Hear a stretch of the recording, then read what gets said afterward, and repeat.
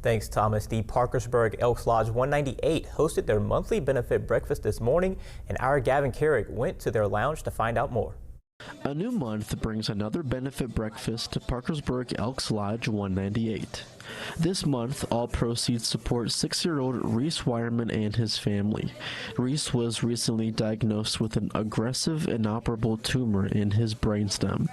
Ben Mason, exalted ruler of Lodge 198, says partnering with the family was an easy decision.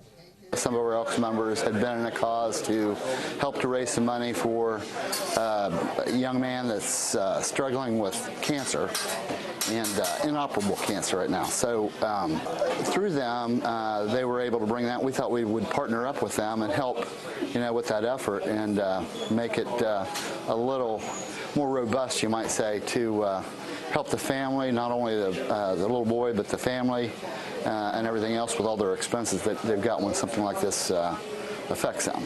Members served up a full spread of French toast and omelets, while donations quickly overflowed the raffle tables. That is our membership. We have volunteers. Everybody here is a volunteer. They're not a paid staff or anything of that nature. And everything that's on that raffle table, it is a donated item that everybody is striving to try to help in some way, in some form, some fashion. So whatever you see in the room that way is some outlet of people that are trying to, help in this cause. So.